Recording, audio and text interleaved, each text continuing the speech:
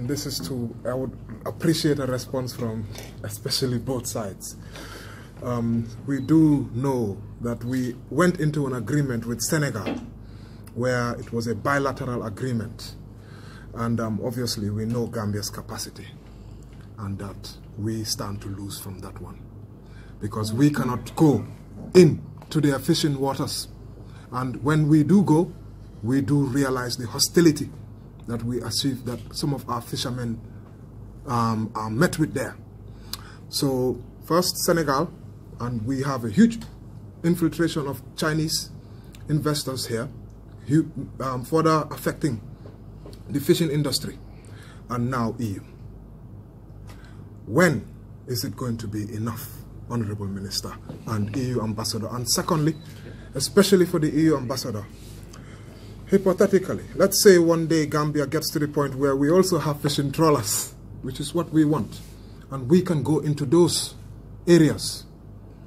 Will this be a bilateral agreement? Will EU allow Gambia to go and fish into their waters, similarly as we are doing, at the same prices and rates? Oh, wait a minute. When I talk about EU waters, yes, we are not buying waters.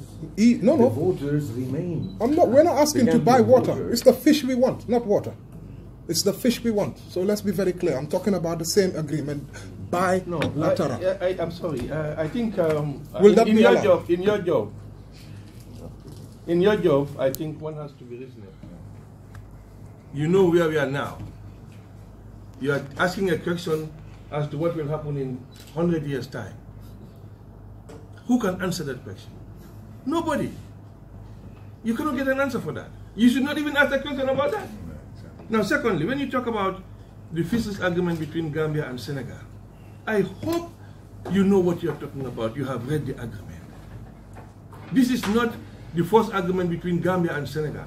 Since independence, we have been having Senegal-Gambia fishing agreement. And what it means is that we will allow ships that fly the flag of Senegal to fish in our waters, and ships that fly the Gambia's flag to ship. This is limited. We have a number of ships. 10. Let me explain further. In addition to that, we have technical assistance. We have sent 5 people to university. 2 are doing their PhD, 2 are doing masters, 1 is doing bachelor's. We have just got back 5 people who went to train for aquaculture. And they are sending us 2 aquaculture experts because we want to develop aquaculture. So, when, these agreements, please look at them and you see what is involved in the agreement before you take a decision. So when will it be enough? It will only be enough if we develop our capacity. Listen, you don't have capacity now. You tell me don't do anything?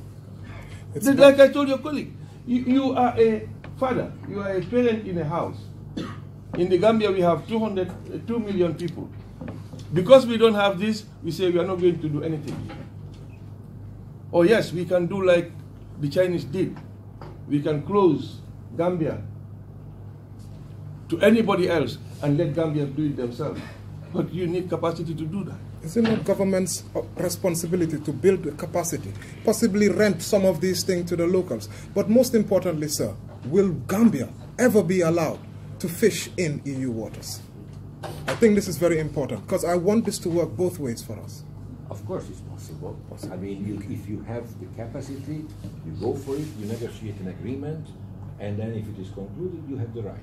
And this is what happened with this Sustainable Fisheries Agreement. There is a need from the EU side.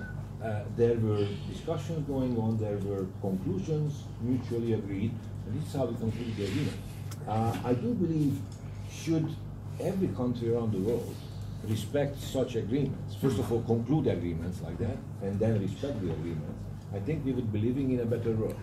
Because then all the host countries, all the partner countries, they would be able to preserve what they have, to develop their own capacities, and to have a fair deal. Now, the question you asked before about maybe I misunderstood, but I mean the EU is not purchasing this from the Gambia. It is not becoming EU property. like any agreement, any party to the agreement can initiate renegotiation, can initiate termination of any agreement. So it's like in any agreement, the parties are equal, and then can go about changing, modifying the agreement as it may become necessary along the way of the implementation of the agreement. So I myself, I see it as a part of EU's global effort to conclude sustainable fishing agreements, which means we are not only fishing out the waters, but making sure that we will be possibility to do the fishing tomorrow and the day after as well. Thank you. Thank you so much.